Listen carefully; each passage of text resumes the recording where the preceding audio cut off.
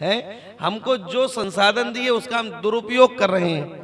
आप कह दो किसी से, बोले महाराज जी कथा होनी है और कथा में इतना खर्चा और ऐसा ऐसा आएगा, हाँ बहुत इतने में काम नहीं चलेगा है। और कहो बोले वो वहाँ, अब आप हम क्या कहें, जो सब आप जानते ही हो हैं। तो ये क्या है, उपेक्षित कौन है अब आप सोचिए, है ना। हम लोगों को तो सामान्य ऐसी एक दृष्टांतों से समझा दिया जाता था। अरे बोले एक घर में एक ब्याह था, बढ़िया अच्छे घर में ब्याह था, तो वो मालकिन जो है ना वो लेने गई बाजार से कपड़े, तो सबके लिए बढ़िया कपड़े लाए। अरे बोले वो एक हल्की साड़ी दिखा दो, हल्की कैसी, अरे बोले वो ना काम वाली को देनी है ना इसलिए। अच्छा ठीक है, उसने दे दी। अब वो काम वाली भी बेचारी बाजार गई, तो उसने कहा सेठ जी बढ़िया साड़ी दिखाना, क्योंकि हमारी मालकिन के बेटे का ब्याह है, बढ़िया से बढ़िया साड़ी दिखाना। आप बताओ असली असली कौन, असली धनाढ्य असली समृद्ध कौन, अंदाज लग सकता है। तो कहने का तात्पर्य कि विवेक को खुटी पर टांगने वाला उपेक्षित है, संत उपेक्षित नहीं है।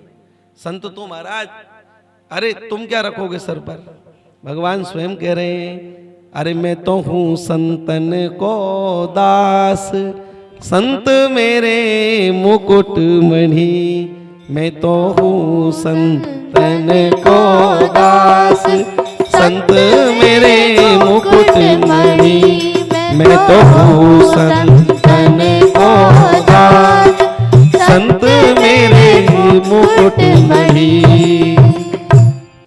तो कहने का तात्पर्य एक संकेत है, आप सबके लिए शिक्षा है। क्या ठाकुर जी कष्ट हमको देते हैं इतना, पर अपने ऊपर स्वीकार करते हैं इतना। तो आप लोग ऐसा मत मानना भगवान निष्ठुर है,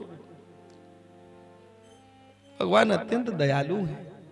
और वह तो इन लीलाओं को इसलिए करते हैं कि जन सामान्य मेरे से जुड़े और समझे कि मैं भक्ति के प्रति कितना आसक्त हूं। कोई जन मेरे प्रति है तो मैं उसके लिए कितना हूं। वो जो तू आवे एक पग मैं धाऊं पग 60।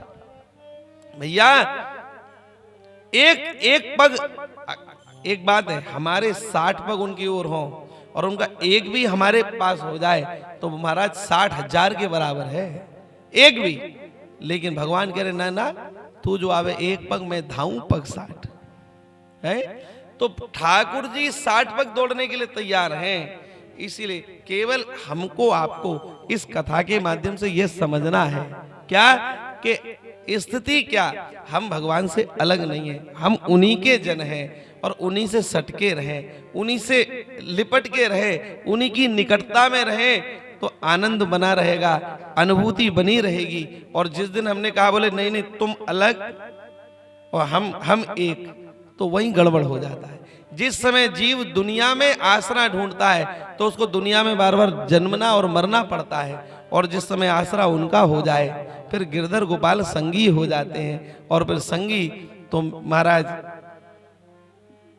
वो कैसे है ना, मेरे और मोहन की बात है या मैं जानूं या वो जाने।